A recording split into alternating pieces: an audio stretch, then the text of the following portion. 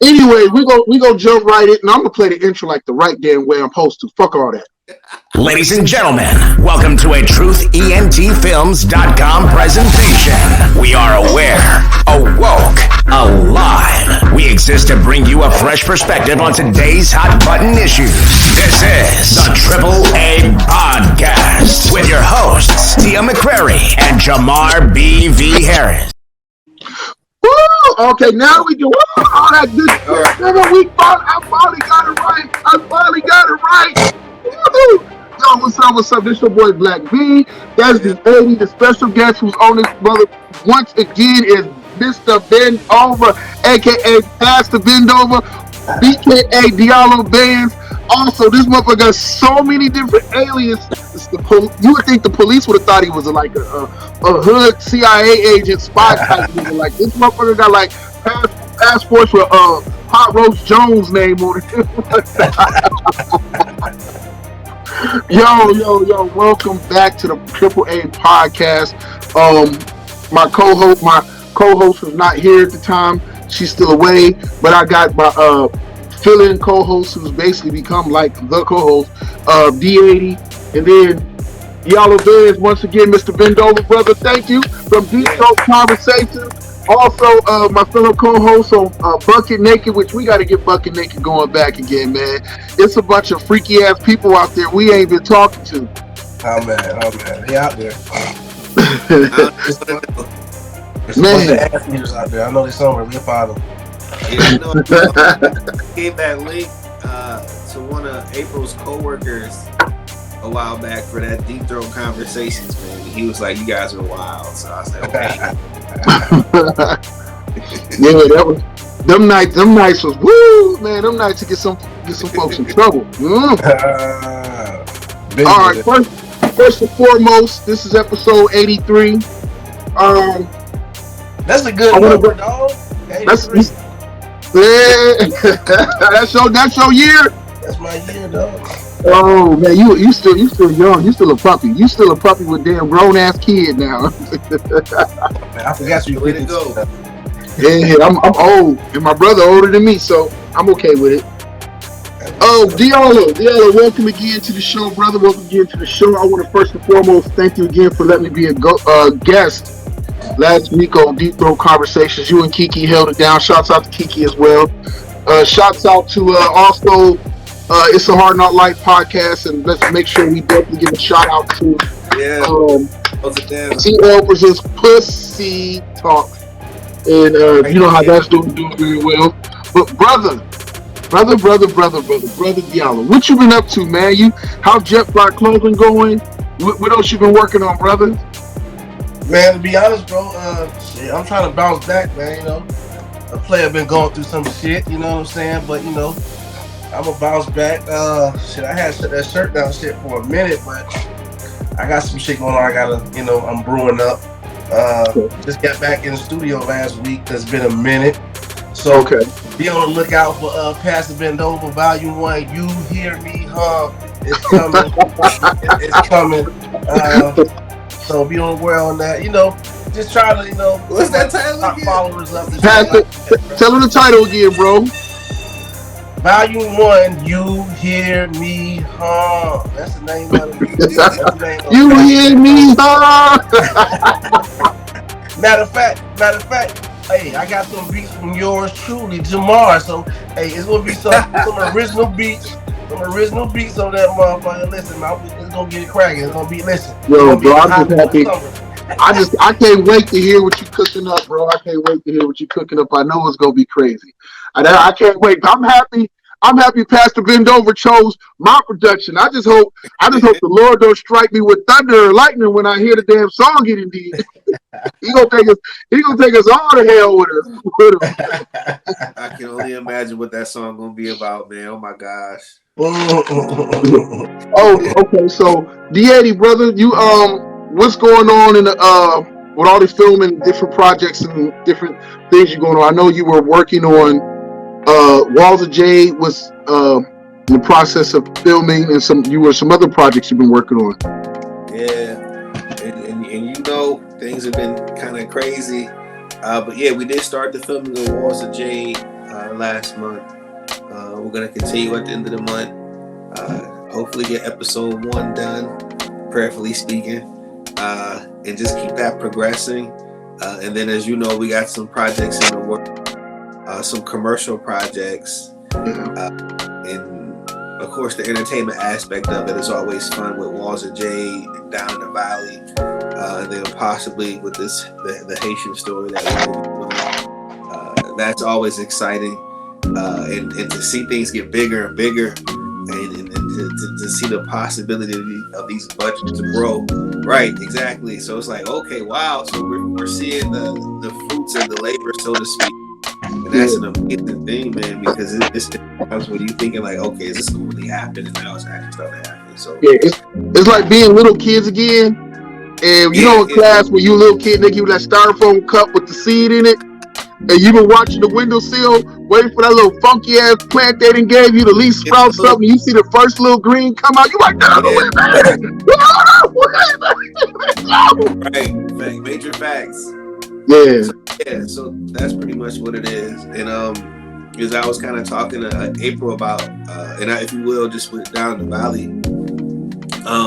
And Miguel can kind of understand us coming from where we come from. That story is a hope story, man.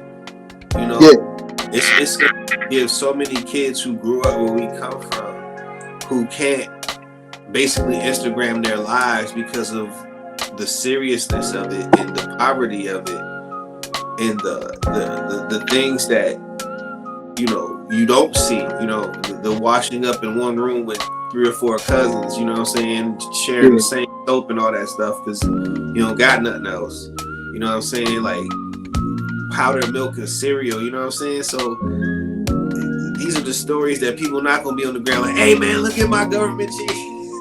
I wish we could. I wish I could come up with a block of government cheese right now, bro. What? That's not why I said that, but you know what I mean. I know what you mean. Yeah. But that story is to inspire those kids who grow up like that, who are still growing up like that, to say, hey, we did this, you can do it too. And not only can you do it, but you can do better by avoiding this. You know, so it's, I don't know, man. I'm just very, very excited about it. Even when we start shooting, man, I may even like go behind the stage and cry for a couple minutes, and then come back and be like, all right, let's do this. Man, this has been a lifetime like dream of yours. So I know what it means to both of us. I mean, because we lived it, or in the other characters in it. Well, the stories in it, other people think and experienced it and stuff like that, man. And it's based on true events and true stories. And so I'm excited about the project. I think it's going to be dope when we get to shoot it. And I think this is one of them projects where you say, hell no, I'm not going to rush to do it. If I'm going to do it, I'm going to do it right. If I'm going to tell it, I'm going to tell it right. You know what I'm saying? Because it is okay, but there is some fun elements to it. Yeah. And that's what I mean, because the whole touchdown Chester thing, you know what I'm saying? Like I want, like that's a funny moment, you know what I'm saying? Yeah. It's a real moment, it's a serious moment because he's a real person. He really did these things. But the way when you see it, it's like, oh, this is some crazy shit. Yeah. So it's just enjoyable, man. And again, I just want to inspire those kids who, again, I don't get to see them. You know, I'm not in the projects anymore. I rarely go down to the prisons anymore to talk to those kids. So this is my way of kind of touching out to them, reaching out to them, saying, hey, man, look, even though you come from those what we call humble beginnings, you can still make it. You can still do something. Because most people like they can. Yeah. Let me ask you a question real quick. What is, when you were going to these schools, not to these schools, but to these prisons and talking to these young men, were it harder seeing their faces in there, or was it harder seeing some of them get out and still make the same mistakes and end right back up in? That used to make me mad. Yeah, I think the hardest part was when they would come back, but because they age out the system, now you're going to prison. So you got 6 months here, but you know where you're going. So their mentality, man, has changed as far as like, I have no hope. I know anything I do here don't matter. I'm already going to prison, so I can stab him. I shouldn't say that. So I can do whatever I want. I can wild out. I can do whatever because it's not going to add no real time because I'm already facing years. So right. That was always hard for me. You know, especially when I know that deep down these kids really just wanted to be loved, to be heard. Right. And when you get to talking to them and you see the potential, man, you like, oh, this kid gets it. But then 4 months later, he back. It's like, man. But again, and I would always tell it, and you know this, you can rehab a person all you want, but when you drop them right back in the same environment that you pulled them from, without the resources to maneuver and to do things, they're gonna end up doing the same thing that got them back, if not worse. Yeah. It's like taking a car that's all broken up, shot up, and everything else, and you fix it. You get it back rolling. You done put the work in it, and then you drive that motherfucker right back through East Cleveland, through all the potholes, and through all the drive-bys and everything else. It's like, bro, like, what do you expect? What do you expect is gonna happen? It's very hard to overcome it, and I can't. Kind of like the dope part about jumping back to the down the valley before we jump into the news. That's kind of the dope part because there are individuals who went through that process and the whole thing with that and made some huge changes in their life, who went and turned their life around, who went and like just are doing phenomenal things now. And some of the other guys didn't go back to that life either, or whatever the case, but you know, they're surviving. So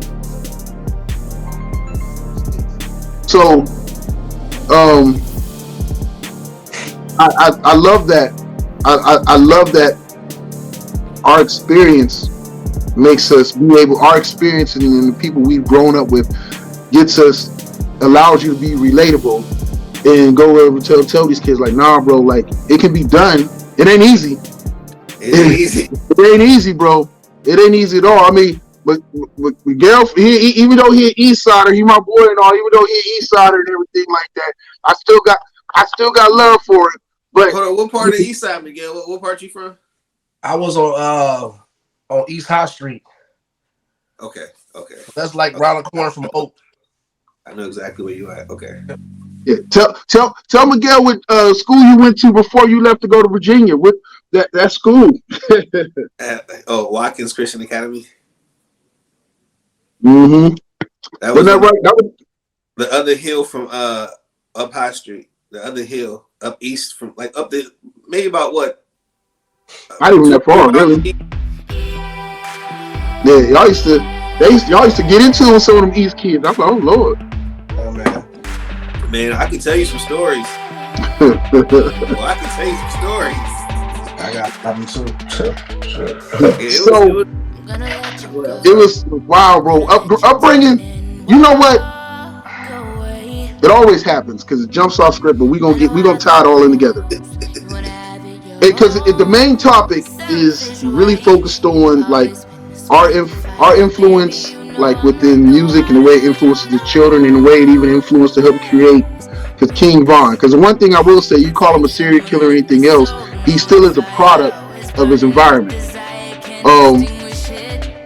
And so when we were watching that and looking at everything we went through, like man, and Bendova said it earlier, he was like, yo, these 90 kids is different. These 90s kids, like bro, I'm happy I'm an 80s baby. The way these cats be talking and the way they be going about things, bro, like, nah, I'm good. I don't want no parts of that. Like we grew up with people being killed, but the way these kids is growing up with it now, like getting killed in junior high and high school is a normality for them. Like that trauma, that experience is normal. It's like it's an everyday thing. Like it's kind of like you go to Chicago, it's probably hard pressed to find a kid over there in South Side of Chicago who hasn't lost a friend while they was in junior high. Right, that's true. Yeah. Forget even there, bro. Jacksonville just as bad as Chicago. we trying to see who worse. And the sad part about it is, the little niggas from Jacksonville link up with Chicago niggas. Yeah, crazy, crazy. Bro, it's wow. It's sad, and I don't want to make a laugh a matter of it, but I miss. Can I be honest here? I miss when our rappers were studio gangsters. Because these cats now is like 100% real. They're rapping about what they mans did or what they seen done. And these cats rapping about what they do, what they and their friends is doing. Like I was like, my God, man! I learned about the Fulio dude too. Like all his clique and in the Youngin Ace and whatever his kid name is, huh? I know him personally too. Man, them little dudes is. Those some grown men, but they were some wild teenagers, bro. Like they was teenagers sitting there having back and forth. Huh? You heard of King Lil J? He was out of Chicago a couple years ago. I heard the name Lil J. I think they might have talked about him in a documentary. Okay, yeah, I'm very familiar with his movement out of Chicago. People that he's got killed and set up and. He was having, beef with the OTF guys. Yeah. So they were shooting it out. I think he was possibly responsible for Bluesky getting killed in that Target parking lot. It's in a documentary. I'm gonna send you the link to it. Okay, yeah, but again, this is the only person that I know that put the murders in records. But Rondo number 9 did said a couple things, but I know a few, but I didn't know about King Von and all this. Like I had no idea, but I know of King Lil and what he had did and how he ended up in jail for attempted murder. Well, he attempted murder. Yeah, he ended up in jail for. Well, he ended up in jail for murder. He beat that one, and then he almost ended up in jail again with him and Lil Durk for attempted murder. But he different, man. Bend over, tell you watch that film, bro. You like, yo, this dude is wow. Like you would hear the music. He would snitch on himself, huh? Bro, I'm gonna send you the link. You're gonna be like, this is whoever gets the rights to his life to make a movie. It's like you can't just make like whoever gets to do that Chicago story. I hope they do it right, and I hope they don't make it highlight it as like this is like they tell the story, but tell like the hurt and the pain and not glorify the bullshit. Does that make sense? But what I don't like about it, this is what I don't like about the whole thing, right? Because somebody gonna get monetized for off his foolishness, bro. So they're gonna tell the story about it, but they can't just do the nigga story without somebody signing off on that shit. So I mean, I guess it's interesting to dig into, but at the same time, it's like I'm looking at the shit like somebody can get paid off that shit, bro. Yeah. You know what I'm saying? That's the sad part about it. The victims. Yeah. Yeah. So that's crazy. I just never understood, and I still struggle with this. And even with young people I talk to, like I don't really get holding your work on the gram. Like I don't understand that. I don't understand putting your pistols in the picture with taking. I don't get it because during your arraignment or during your hearing, they wheel out this TV, right? And they set it up in the corner of the court. And then what they do is they hook. It's either like a phone or some kind of computer up to it, and you see it when they do it. When they roll you, they call your docket number out, they bring you on out, and then they pull up your Instagram feed on while you're in your, going through whatever charges they're gonna list for you, and they say, okay, well, we have evidence of you. Here's the picture of you with the gun.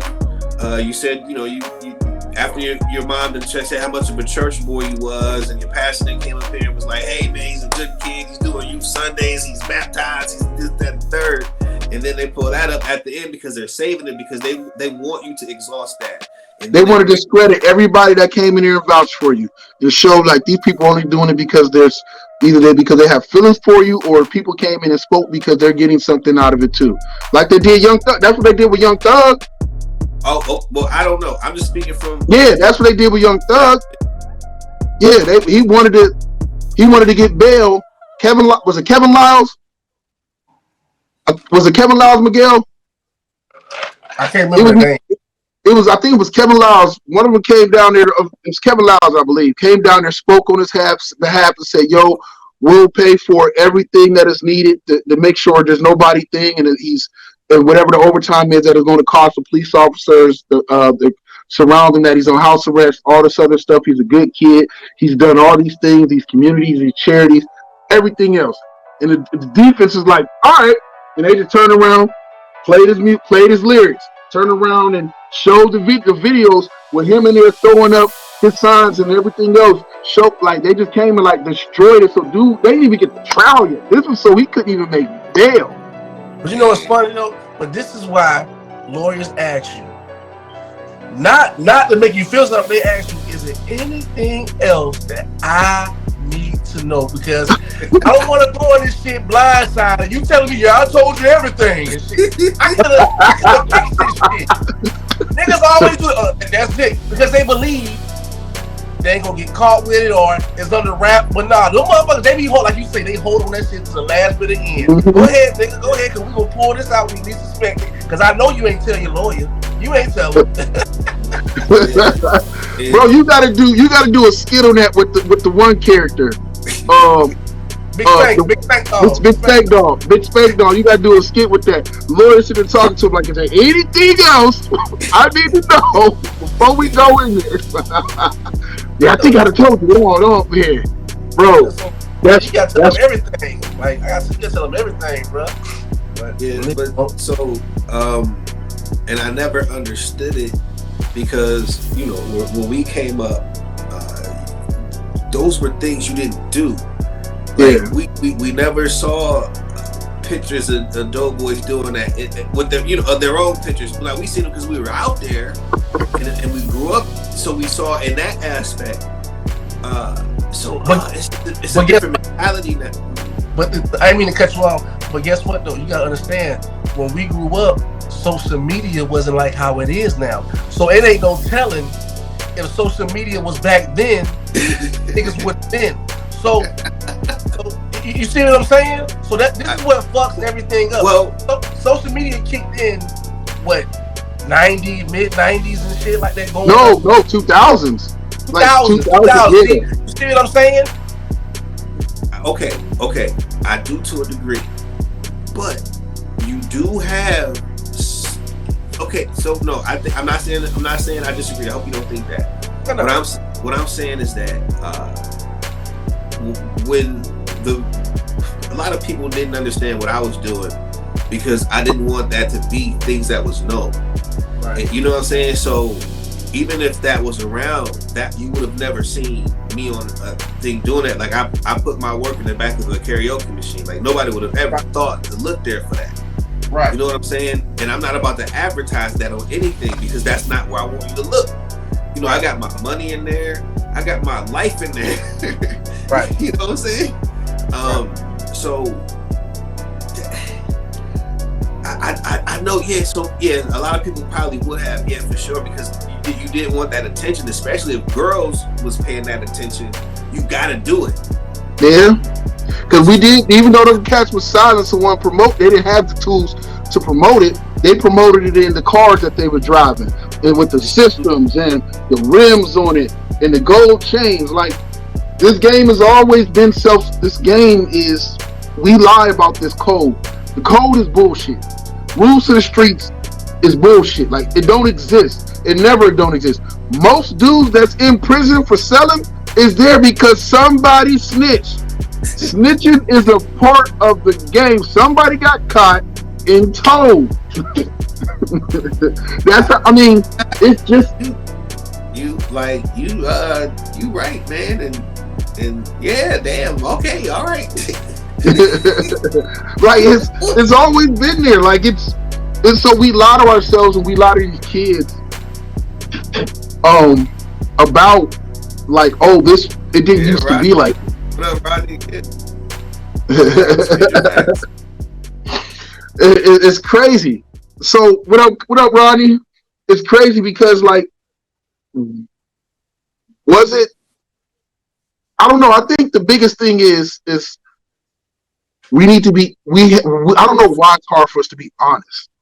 And sometimes when we have to be honest, it's honest about some of the things that we like to hold true ourselves. Even if we didn't do it, it's because it means so much to us, or because it's a part of our era, or because it's what we thought was the greatest thing at that time. We don't want to diminish that feeling it gave us, and so we hold on to false these false ideas and these false narratives, and we make it seem like it was all gravy then, and it's like no, like we make it like.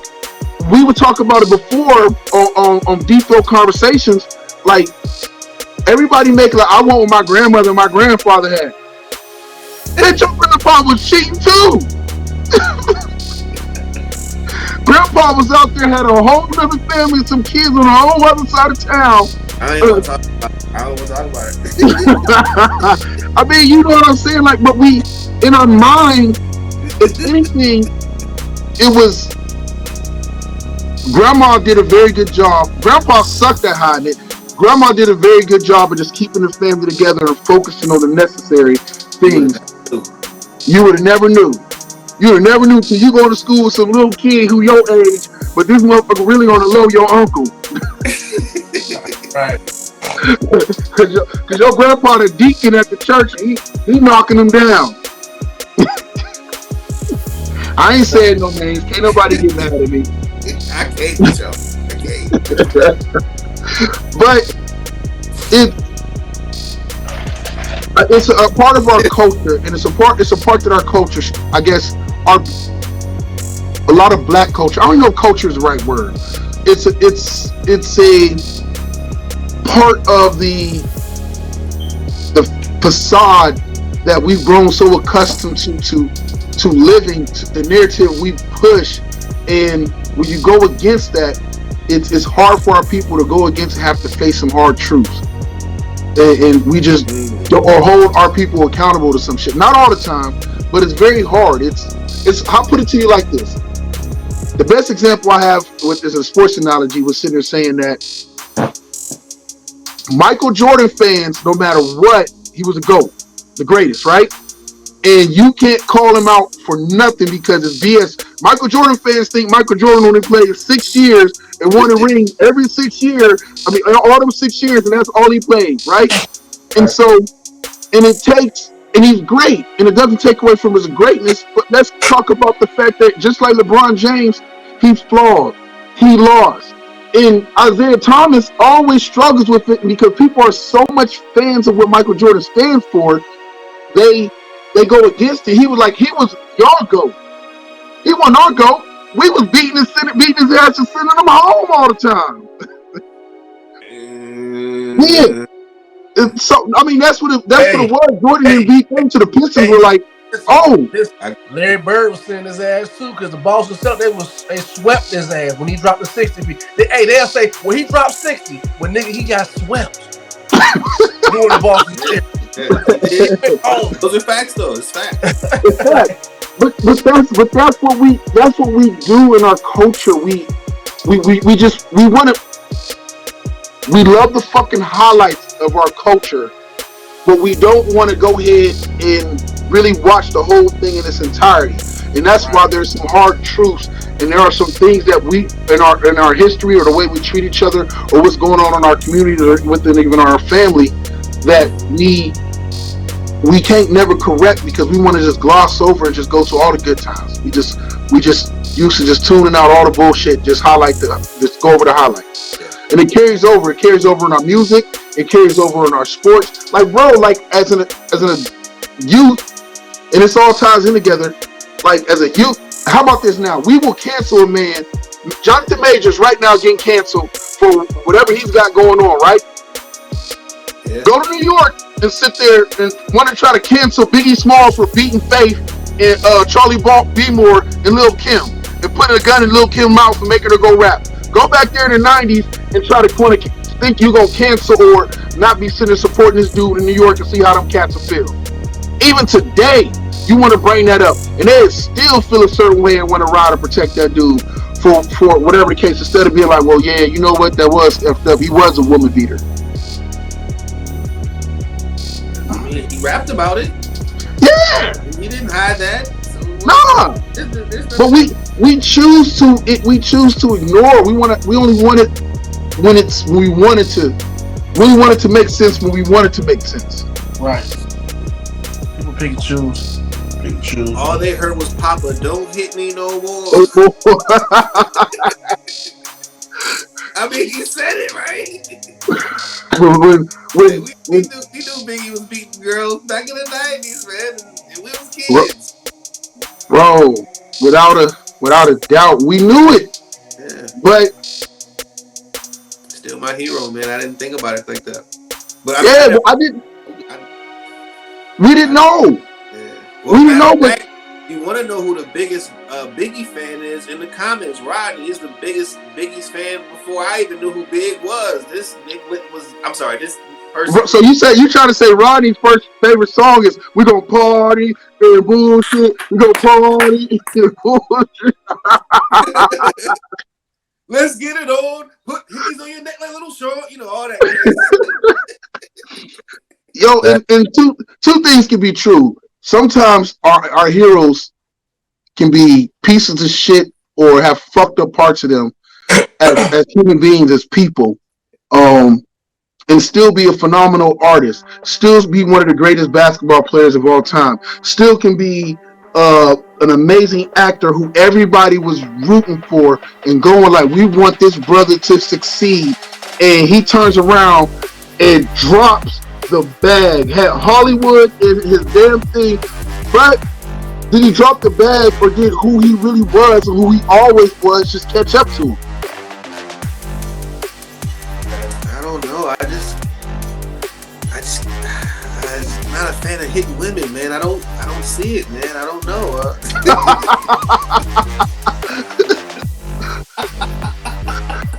Keep my Hey, cuz, we gonna party and bullshit. Hey, I ain't got too much for Rodney either. He's another East Sider too. I forgot. He said I know, man. I know. I'm not gonna get into the Joker. I'm not gonna talk about any of that. Let's keep it moving. Let's go. So, well, now that I brought up with Jonathan Majors with the whole thing, where now we have a whole bunch more women coming out the woodwork about his past or allegedly, because I thought the one thing I was like, man, they just trying to, you know how it is at first. You know, you see a brother successful, and then us as our people, we're like, man, they just trying to stop. They just trying to stop a brother. There they go, trying to knock a black man down while he on his rise, he on his claim to fame. And then, you know, the thing come out and it's making him look innocent, but then all of a sudden, all these other women come out. And it wasn't old girl. It wasn't the first person that took him down or was taking him down. It was his past. Now he was like, and Marvel was scrambling because he was a big part of their future for this phase. Yeah. So I mean, in this, I don't. If it's, I hope it's not true, but if it's true, then you know the brother got to take what come along with it, man. You want all the success, you got to also take all the problems and issues that you created for yourself. I can hear T in my head now. She is always leery when you have a black man who, just like you said, who's rising to become successful. Because this happened with what's the dude from Nate? He came out with the Slave Revolt movie. Oh, Nate, what was his name? Cool. And then that rape charge that he had came up right before his movie was supposed to come out, and you know that movie was supposed to, in a sense, change the world. To talk about one of the major successful slave revolts in U.S. history, Oh, about what? About not Nat Turner, the other one. I don't think it was Nat Turner. It was another. It was somebody else who had a super. Yeah. Talking about Birth of a Nation. I don't know if it was. I don't remember the name. I just know it was a movie that was about to come out, man, and he was just slated to kill it. Like the movie was about to just do numbers. Like he was just ready to go because he came out with a movie right before that, and the trajectory was there.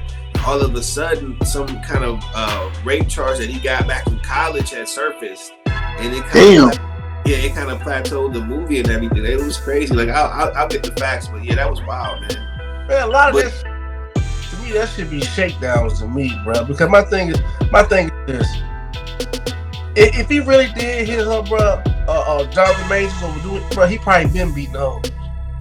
You feel what I'm saying? And now you up to this point in your career. Now let's make this public and shit like that. Like I don't understand it, man. But at the same time, you gotta hold accountability for yourself, bro. And you know what I'm saying? He just made the wrong decision that's gonna cost him a lot of bread at the peak of his career. That's the crazy part. But like, yeah, he was right. Miguel, he was right. Birth of a Nation. Yeah. The movie came out. It's on. I seen it. It came out. It's a raw movie. I'm saying what happened was the promotion. They pulled all the promo for it because again, these allegations. It wasn't allegations, but the story came back up. It was already proven that he didn't do it or whatever, but the story came up. So they stopped the Good Morning Americas, all the ABC, because he was doing that circuit, getting those interviews, doing all that. But then all of a sudden the charges came back up or whatever, right? And they pulled everything. Yeah, Rodney's right. Yeah, it was but guess what though? But I'm looking at this. But what's the odds of it when he decide to put his own money into his own film for that to happen? That's what I'm saying. That's why Tia was like, anytime you see stuff like this. Now, granted, Jonathan, I don't know all the facts. I'm not, saying there's no victims. I'm not saying any of that. I'm just kind of saying from another perspective. When she sees stuff like this, it's always in the back of her head, like, hold up, maybe something else is going on here, but you just never know. Right. Yeah, there's always that possibility that you feel there's a reason why we as a people have a distrust for the system or a distrust because anytime one of us, not anytime, but there's been a lot of instances where one of us has made it to this plateau, then all of a sudden it's wow, or they want to buck against the system, and then it's like, wow, like I'm gonna tell you right now, I'm so conflicted when it comes to Will Smith, only because I watch everybody go and be like, he does what a husband is supposed to do. You're like, all these years, whatever case, him and Jada, then Jada starts putting all the stuff out with their family and everything, and everybody like, oh, he a weak ass male, oh, he a beta, oh, this, and stuff like that. And then, so he goes and does one of the most alpha things. Just because you're alpha don't mean alphas always make the right decision. But he goes and does the most alpha thing you can do, go up there and whoop a motherfucker's ass for the whatever case of your wife. You standing up for your wife, you go up there, and then all of a sudden, like, you... Black V, did you think that was an alpha move? He really knew if he went there and slapped him, he wasn't going to do nothing back. Come on, dog. Come on, bro. That's what alphas do. They go slap the hell out of somebody. That's what you let them know you're the alpha. You don't be the alpha just because you say it. What I'm saying is this: that was an alpha move, but it wasn't to be because if he knew that was another alpha type motherfucker up there, dog, he wouldn't have been on. He would have let that shit ride. You see what I'm saying? To me, that was a punk move to me. You know what I'm saying? Like, that was real thought. To know he ain't gonna do nothing back. Well, let me come up here and just slap him because I know he ain't gonna do that. Walk back to my chair like it ain't that. Dog, what man gonna slap another man and then walk back to the chair like ain't nothing happened? He knew he wasn't gonna do. You should be asking yourself, what man gonna let another man just slap the hell out of him and let another man just walk back to his chair? A soft dude that he knew was soft. He knew he was soft. I'm so judgmental over here, man. I'm not judging. I am judging. But we're only replaying. Hey, Black B. Yeah. How long was you getting bullied when you started fighting back and left you alone?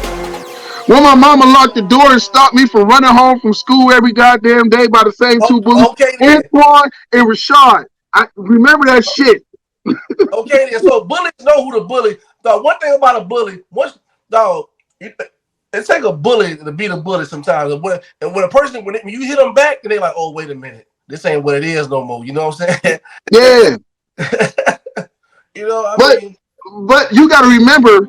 No, I'm agreeing with you. I'm not, and there's no justifications in his action. Just like I don't justify the way Chris Rock went about it, because yo, if you had a whole year within his time to either A, get your get back and sit there and get your get back, or talk it out, or whatever the case. So you basically come up there and admit that he can beat your ass, but then at the same time, then all of a sudden a year and a half later, he all kind of bitches now, and his wife is a bitch.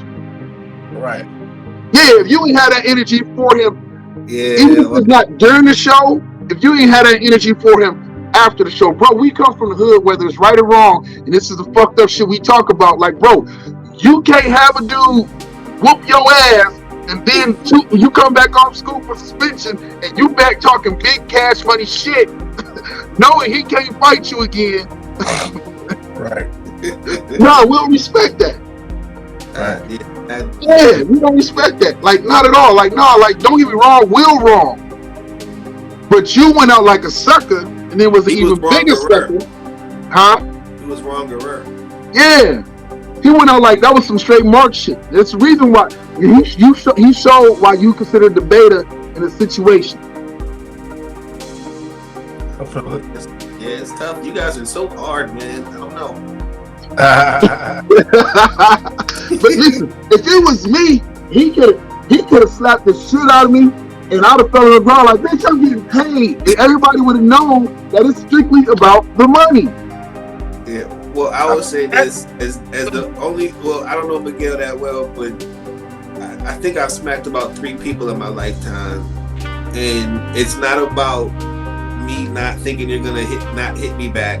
It's a check a motherfucker. Yeah, it's about you stepped over a line, and you know that we about to do something because you know you've now put. I shouldn't say I'm not blaming the other person. You can't. When at the time my mindset felt is if you put my life in a threatening situation, you need to be let know. Yeah. You know what I'm saying? So that's what that was. Right, so check this out. I wasn't trying to make nobody look small or bitch anybody out. I was about to bring you back to reality, like, hey, you need to change what you're saying or change what you're doing, or we gonna have to figure this out. We know there's a difference. You're right. It's the funny part, right? Because the ultimate disrespect is the slap of a grown man, right? But check this out. It was men, by the way. It wasn't women. It wasn't women. Yeah. So that's the ultimate disrespect. But most men who slap another man, right? I guarantee you, if you slap him, bro, a lot of men that talk. Shut up. What I'm trying to understand is why the fuck this show keep coming on and I'm not on here? Right? I figured you was in makeup and hair getting ready for your show. Trying to understand why this show keep. Why I gotta keep seeing this notification for this show and nobody telling me you too D80. I'm not laughing with you either. Cause I didn't see you on the screen multiple times, dog. Hey, bend over. I'm sorry I cut you off, but I had to talk shit real quick. Go ahead. I don't forget. Oh, well then it wasn't important. Anyway, I love you forever. Okay, but all right. So we all here. We all from the yo, right? I'm not from the yo. Stop saying that. Okay. All of us is from the yo. One person just happened to be a resident there, but she never claims it. She claims Brooklyn to this day. He left from the yo. She was like 5 months old. She still had her binky in her mouth when she left Brooklyn. I didn't, but it's okay. Miguel not from the yo either, so stop saying that. Okay. He just said it. Damn. You know when. Listen, I'd rather claim I'm from the yo than some of these other. I'd rather be from the yo than Jacksonville right now. Them motherfuckers is ruthless. Ooh, don't let him talk about your city like that, yo. I still rep New York. I just wasn't born there, so I can't say that's where I'm from. You know what I'm saying? Okay, I got you. Anyways, when you go, no disrespect. I'm sorry, not anyways, the disrespect.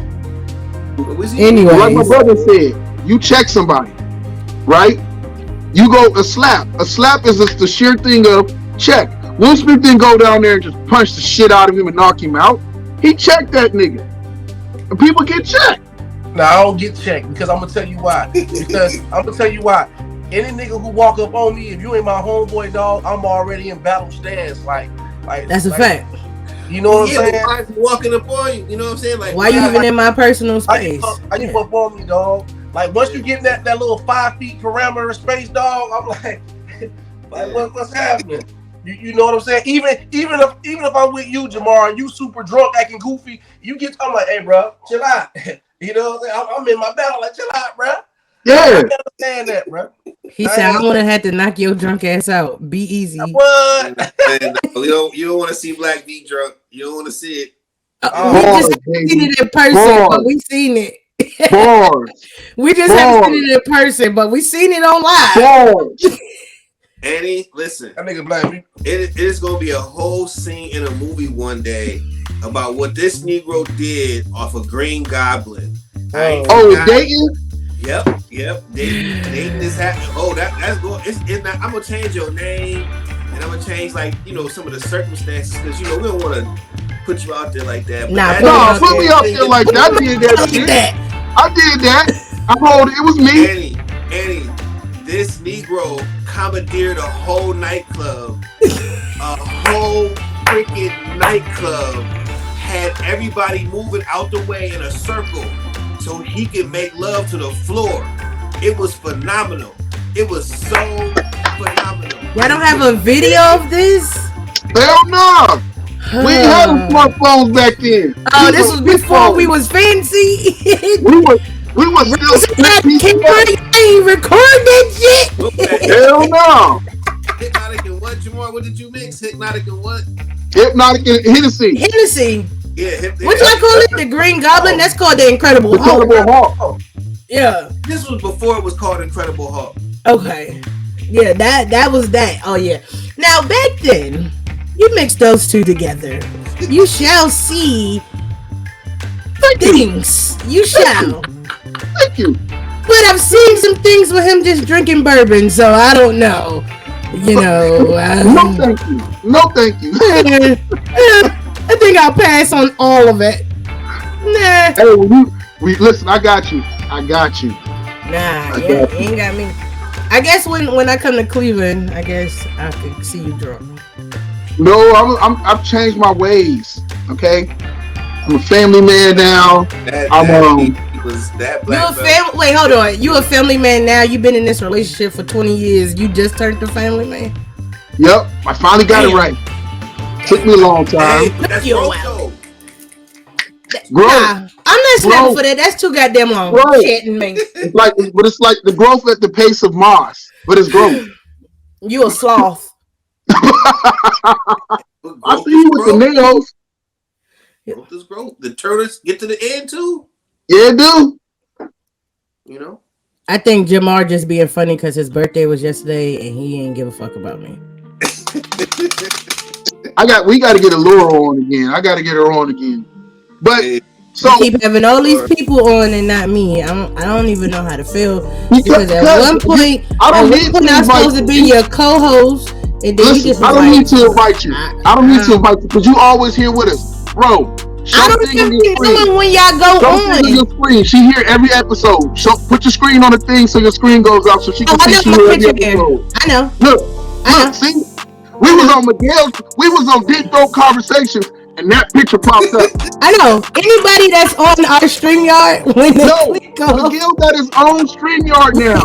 I figured that because when I seen his ass live one day, I'm like, how the fuck he live and I ain't seen nothing? He's trying to probably get in, like, what the fuck? No, I wasn't. I was watching because I'm like, bro, how the fuck I got my own StreamYard? Her big head still showing up on my goddamn. What the fuck? I don't know how that happened. That's not me. I think because I think I use it the most. So once I put that that avatar up. Anybody that signs in has that avatar. Even when you went to your own, it probably was still attached to your name. I was like, hey, where'd that come from? Yeah, I think because I'm the most frequent flyer on this mug.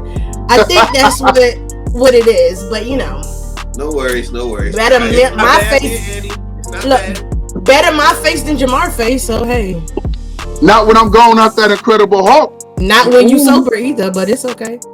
Ooh, you know what, Annie? I love you. I've missed you. We ain't get to the news yet. We talk about Jamar. We did. We talked about Jonathan Majors. He was off of. Oh, poor him. Jonathan Majors. Now I gotta wait. They're gonna make somebody else play Kane, and I don't crazy. Like that. I don't like that either. Yeah, that's crazy. Now this threw me off. I don't want to watch it no more. I'm sorry. Come on, let me get in y'all show. Go ahead. What's next? So I still don't understand the King Von serial killer thing. So isn't King Von dead? Yeah, but he was a shooter in Chicago.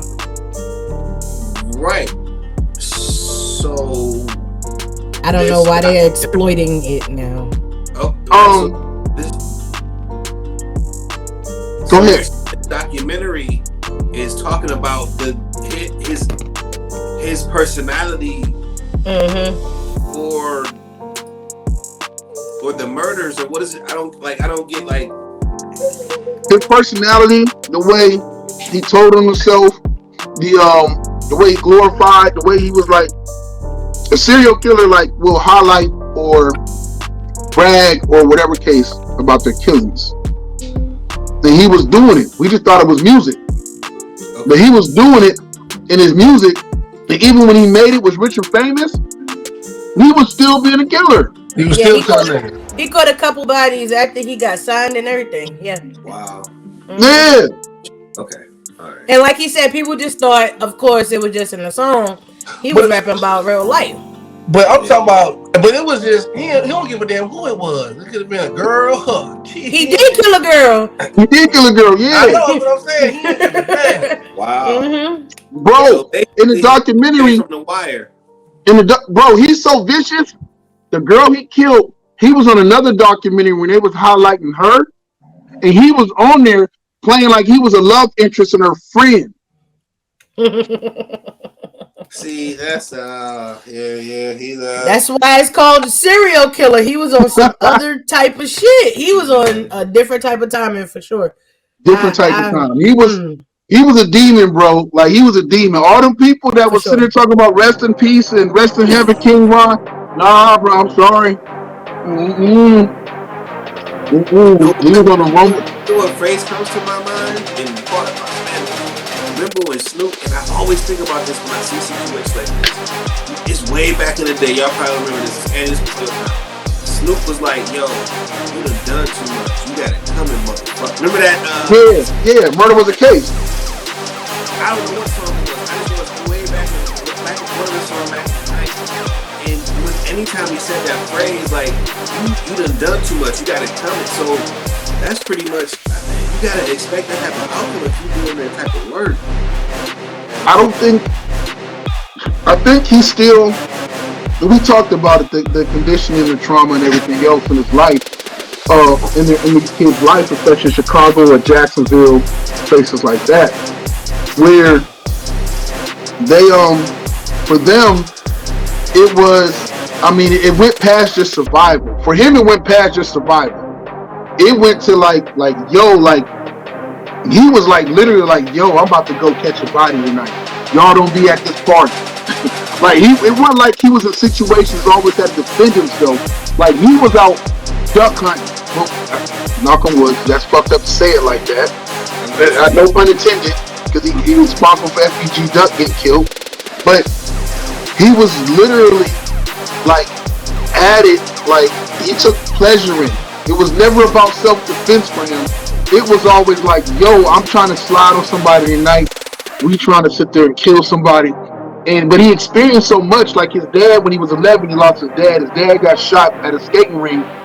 Motherfuckers in Chicago was using sniper rifles back then. Yeah, killed his dad. Then his best friend, but his best friend was just as bad as murderer as him. and his best friend had caught a whole bunch of bodies, and they finally caught him, and they killed him while King Von was in the jail fighting another murder charge. Bro, he was like a real life, like, just. I'm sorry, I don't. Andy, I can't hear you. Andy, I muted myself. Yeah. If he was still alive, he would definitely be fighting a murder charge right now. Bro, he'd probably be getting a chair. Because they was actually already like putting one into play at the time of his death. So he would definitely be facing some shit right now if he was still alive. The dude you were talking about, King Von had run-ins and issues with him. The J, whatever his name is, him. Okay. Yeah. All those guys are, that is not with Von, but the history with Jay I know about, but just not. I don't know Von. They all tied in together. I never heard a song. I couldn't tell you one lyric. When I saw he died, I was like, oh yeah, a drill rapper from Chicago. That's sad because these young kids are sad to see them get murdered. But I don't know. I didn't know he's a serial killer. Like again, the only person I know. We don't associate that with with things that happen in our neighborhood. Like we kind of like when we know there's certain people in the people have heard of that is whatever case known for having bodies, right? Right. But nobody never looks at it like, these niggas might be serial killer. Yeah, that's not normally a name you attach to black on black crime or the things that happen in the hood. Well, what about Jermaine McKinney? Like he was like, you know what I'm saying? Like this dude, he went to jail basically a serial killer. Like, I mean, they teach classes on him in CSI. How many bodies you gotta get on someone consider you a serial killer? It just says multiple. It's like 3 or more or something like that. Well, I think it's the way you do it more that so part than too. The actual murder itself. I think it's the method of your murder instead of just the actual killing. Right. I could be wrong, but I think that it has to be your MO, the way you do it. I just want to point out that Jamar looks like an alcoholic with all that behind him. Distracting.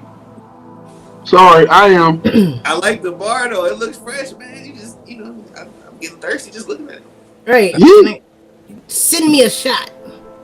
I got Eddie, I'll send you whatever you want. I ain't had no alcohol in like a month.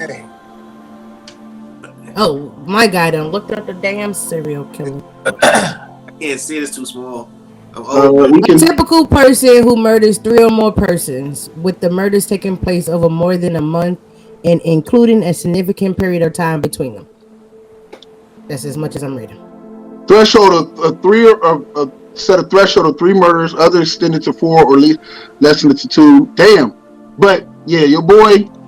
To me personally, what I consider a serial killer is a nigga who just wake up and say, "I'm about to go kill me a couple niggas." It's like that today. Yeah, but I feel you. Because with him, most of the people, everybody he killed, it was some type of issue behind it. Some type of problem or issue. So I don't even really consider that a serial killer. A serial killer is like, you know what? I want to go shoot about 5 people, and then tomorrow I want to do it again because it feels good to me and shit. You know what I'm saying? Like, that's a serial killer to me. But you wouldn't know. You know something that I don't understand is when they have these mass shootings, why they don't call them people serial killers? Because there has to be time between. Fuck that! They just killed 10 people at one time. I think that was you're just a mass shooter. Yeah, you're just a mass shooter at that point. Like serial killer, like is somebody who takes pleasure of it. Yeah, it's got to be spread out. Yeah. So I watched this documentary. I think it was on Hulu. It was just showing like different like unsolved cases and stuff like that. And there was this dude in Baton Rouge literally killing women within a 10-mile radius, like every 3 days.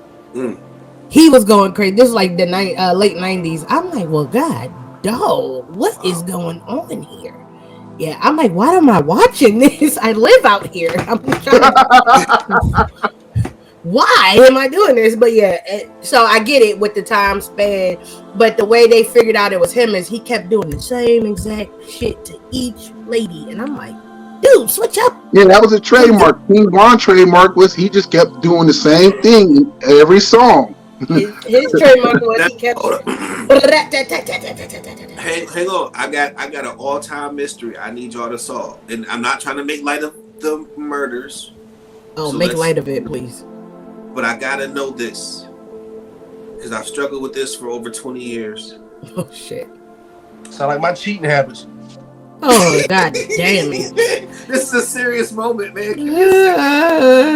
I need y'all to put your minds together and clear this up for me. I'm serious. Like, I'm dead serious. All right, what you got? Snoop Dogg first album, right? The song "Serial Killer." Okay, the hook. Serial killer. Serial killer. Now, did he say, "Wake up in the morning with my Lucky Charms cereal"?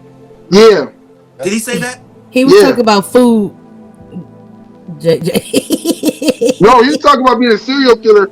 Yo, King Von and them always keep going and sticking his head over here to bite some food. And I always believe Snoop Dogg killed a couple motherfuckers, man. I always believe that shit. Well, he said so. I believe that. He said as much. I believe. But I believe so he's is that out what there. he said? He did say wake up in the morning with my Lucky Charms cereal. He said, yeah, he did. Okay, because I thought I was hearing stuff, and I'm like, man, I know he said that, but I couldn't prove it. He said I couldn't prove it. You couldn't find the song. No, but nothing says that in the lyrics. The lyrics don't say it. Oh shit. And you know, back in the day, if it's not, you know, you can't Google. Yeah. So I would never sing it because I don't want nobody to be like, man, what you just say? You know what I'm saying? So I just be like, I had a song back in the day called "Serial Killer" too. I'm not a serial killer.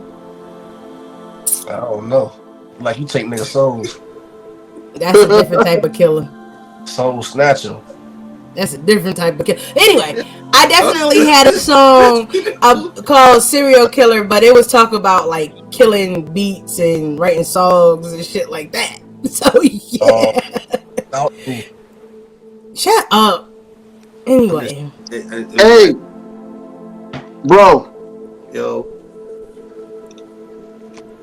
Hello.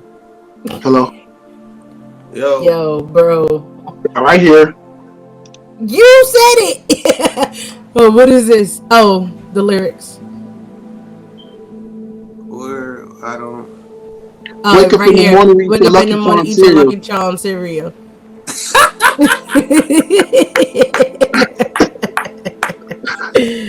Oh shit! Wake up in the morning, eat your Lucky Charms cereal. Yeah. I love that. That was my favorite part of the song, man. I love oh, hell no. That's what he said, though. I thought I made it up. It's like 5 motherfuckers got killed in the song. His favorite part is wake up in the cereal. Yo, Annie. I didn't want to say that because I didn't want people to be like, nigga, what? That's not what he say. Yo, Annie. This dude got a whooping one time because he was in the shower singing Cypress Hill. I like to get high. So high. We like in 6th or 7th grade or some shit like that. And he in the shower because like this is when we used to sneak and listen to rap. Cause you know your parents used to be strict like a motherfucker. So he in there like I like to get high, so high. He in there and I think was it Uncle Terry or was it Uncle Terry like you like to do what? Came in there while this dude was in the shower and he whooping with a belt. He had an extension cord. It was child abuse. God rest and with an extension cord. Yeah, we just got back from football. You know how football practice is, man. You got dirt everywhere. Oh my gosh! So I'm in the shower. I like to get high. I don't know what I'm saying. Like I didn't know about. I didn't know about getting high. I didn't know. Dope song. We just listened to it. You know what I'm saying? And then bust in the bathroom like gangbusters. What the fuck you singing? And then slide the curtain back. I'm looking like, what the hell you talking about? I'm like, what the hell? I'm falling over trying to grab the wall. I'm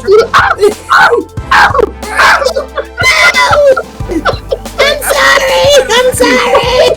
Like I'm falling on the ground. I couldn't fight back. I'm just like, damn. now I just gotta take an L. Like, I didn't mean it. I didn't mean it. What did I say? I didn't say anything. That's fucked up. Child abuse. Child abuse. It's safe to say. What's the Jeremiah limitations of child abuse? We calling the people. Damn, I was like, I ain't like Cypress Hill no more after that. I ain't the one that got whooped. I won't be singing that song no more, bro. You on your own. Yes, we gonna fast forward the tape on that one. Oh my gosh. Yeah, let's not play them at all, because clearly they get our asses in trouble. Bro, that's back when you could. It was tape decks, but you know how that shit was. Like you knew not to cuss. Like you wouldn't cuss. You wouldn't dare cuss in front of your parents. You couldn't even use the fake cuss words in front of your parents. Nah, you just gotta stop. Yeah. I gotta quit. Yo, okay, you won't remember this. Okay, funny fact. With Uncle June, one time I was running down the stairs and I forgot he was home. And BG Knockout and Gangster Drakester was like really hot. So, and I'm singing, I'm rapping their lyrics down the stairs. And at the end of his verse, he's like, in and out of jail, I'm still a real motherfucking nigga. So I'm coming down the stairs and he's coming up. And I'm like, in and out of jail, I'm still a real motherfucker. And then I stop and he's looking like, what the heck was you about to say? I'm like,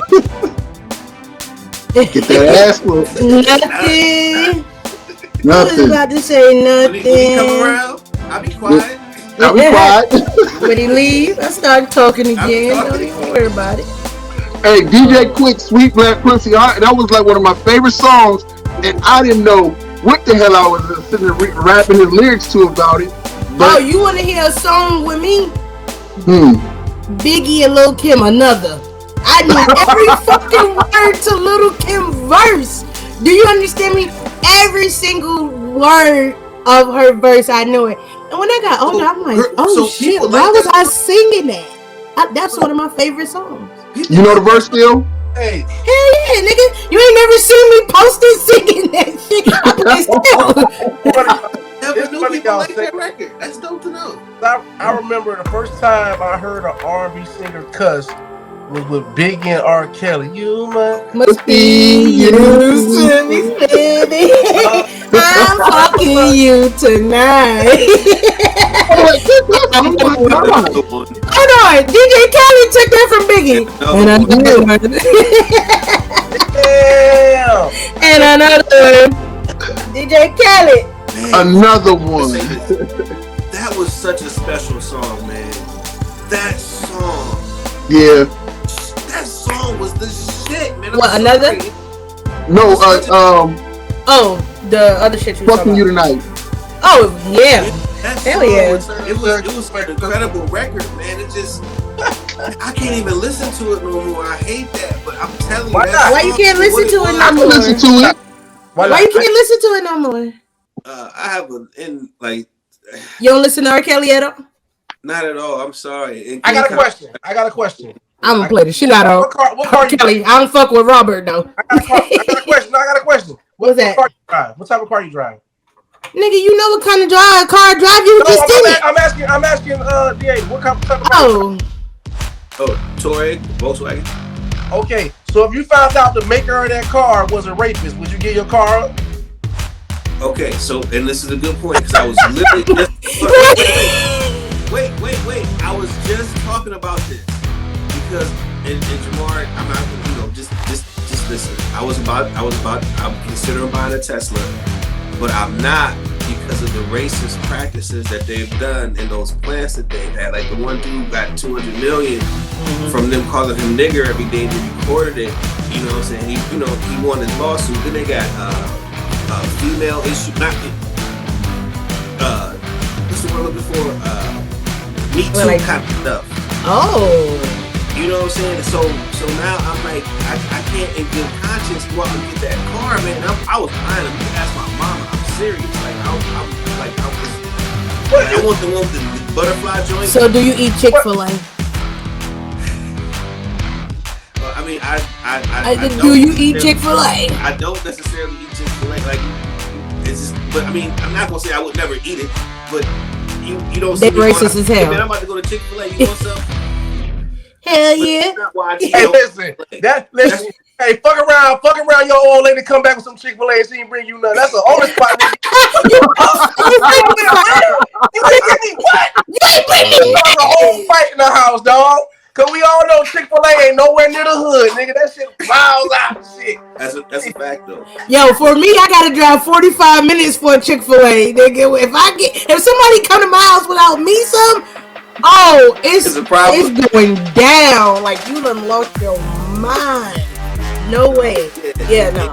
Conscious, I can't listen to it. So I'm not trying to pretend like I'm holier than thou, whatever. I'm just being honest. My boy said I ain't trying to pretend like I'm that guy. I guess with certain things, bruh, you can't control what people do inside of the company, but as a whole, you know what I'm saying? I do understand what you're saying, though. You know what I'm saying? You don't want to spend your money on shit that's representing. It's just how I feel. What people do. The question is it the people of the company, like the higher ups, or is it like employees in the company? Yeah. Context matters to each case.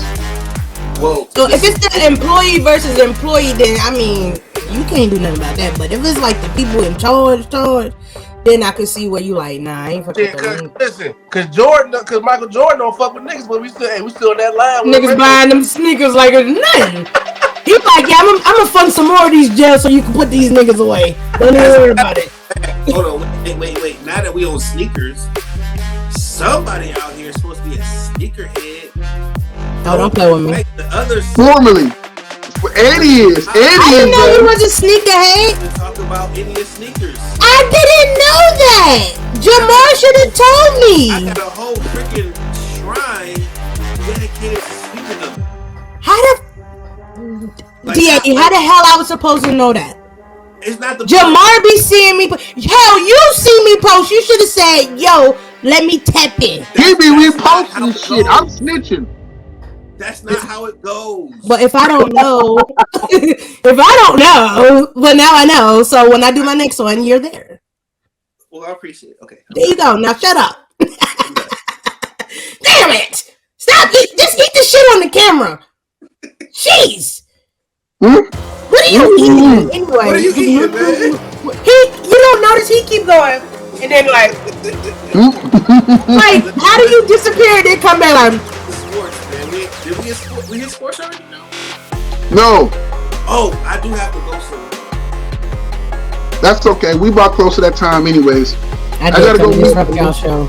I gotta go meet Nori and Sid. They in town. You gonna? Oh, okay. Tell them I said what's up, man.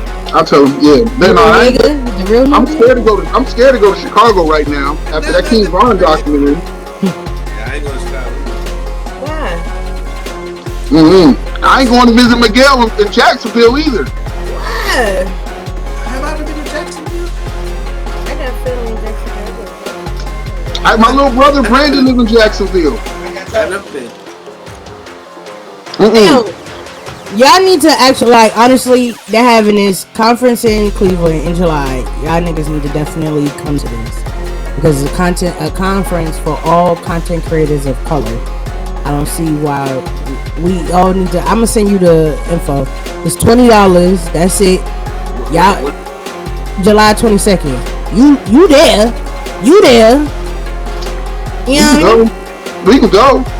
We going. We need to go. I'm gonna send y'all the all the shit. You can even you can stay with Marco. We just gonna put you off of Marco without even telling him first. Don't put me on to nobody. I don't want to stay at nobody's house. You would stay in that house. You want to those? He got the crib. Tell Marco I'm gonna be there on July 20th.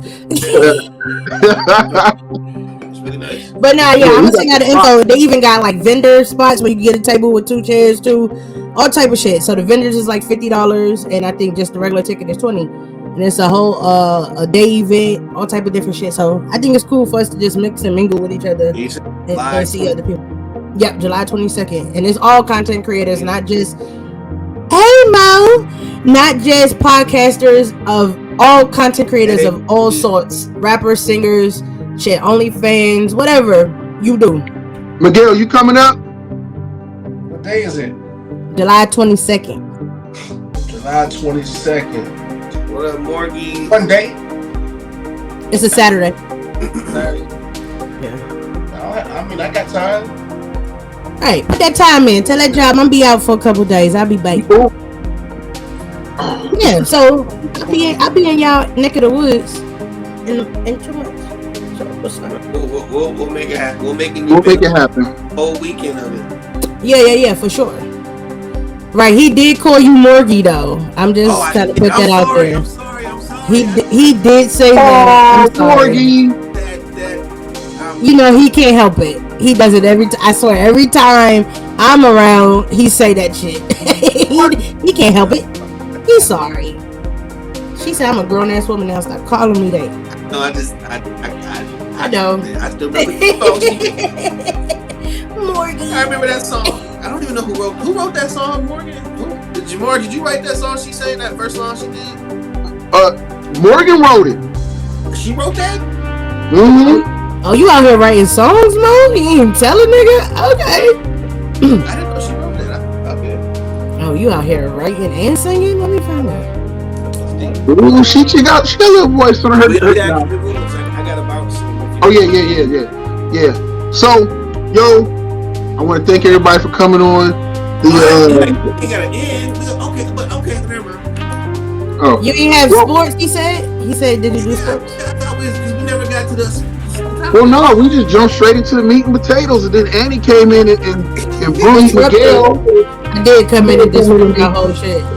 I'm sorry. And then Pastor Bendover, he ain't made nobody no Jet Fly shirts in a long time. You wanna know what's so crazy? I was gonna wear the one shirt I got about don't ask me for no money because I'm fucked up. I legit was gonna put that shirt on too. That's crazy. I was gonna put that shirt on today. That's wild. Every time I ask Miguel to make me a shirt, he tell me no, make it yourself. Well, the missus, he sent me a shirt, and the missus seen it, and she was going to go wash it, and she washed it, and then she was going to wear it to bed. And I'm like, no, that's like, you can't wear that nigga shit to bed. It's disrespectful as hell. You can't wear that nigga shit to bed. Hey, I be wearing deep throat conversations to bed. And the shirt said, you mad, huh? I really was wearing a you mad huh shirt to bed. I'm talking to you. You mad, huh? No, you mad, huh? You mad, huh? No, that is too much. No, what we not gonna do is you not wearing that shirt to bed. Here, I got this one. Wear this one. Wear this one. Oh shit. The bend over shirt. It just say bend over on it. Wear that motherfucker.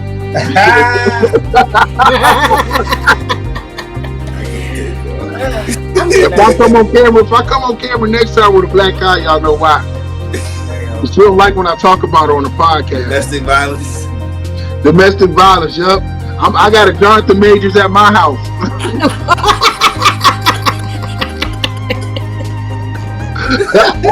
Damn it, son. We gonna pray for you. Please do. Yeah, we can put my prayer with the prayer warriors at the team. We gonna pray for him. The prayer warriors. At the church, we gonna tell the prayer warriors I got a prayer request for him. I will send you the link to the documentary, bro. It's the dude did a good job of putting it together though. And he did his research. There were people trying to argue about it, because they just want content to say whether or not King Von was a serial killer, but no, he was a serial killer. But the dude put it together, and he did it respectful to the community, because he brought up how impoverished it was and the other things that factor into these neighborhoods being like that. So he's very respectful in the way that he did it. He kind of covered his angle so nobody can come and think that, black people love to say that, like, anytime another race does some hip hop, they like to call them culture vultures, right? Mm-hmm. But I don't understand how you say that, but then the biggest consumers of hip hop is these same people you want to call culture vultures. You literally eat, survive, thrive off of these people you want to call culture vultures. Yes, the biggest consumers is everybody not black. Mm-hmm. So, but it's a good watch, and he does some more on Jack. He's got one on Jacksonville. They're pretty dope too. I didn't know that Jackson actually is very informative because it's not just entertaining me. I didn't know that shit was going on in Jacksonville was just as bad as Chicago. Bro, this I was shit's already this shit's terrible down here, bro. There's so many rap niggas in jail right now. I got some murder charges on them and shit, bro. Shit crazy. Yep. Dudes and their daddies catching bodies together. That's K Shorty. But his dad is snitching on him though. Yeah, his dad. His dad is snitching on him. I don't even know what to say on that one. That's messed up. Yo, if I'm innocent and my kid did it, I love him to death, but I go to jail for nobody. He did it. He did it. That wasn't me, boss. That was him. That was him. Junior, you gotta be a man. Do your time. But if y'all doing dirt together, that's kind of like, come on now, you know. So his daddy was a getaway driver.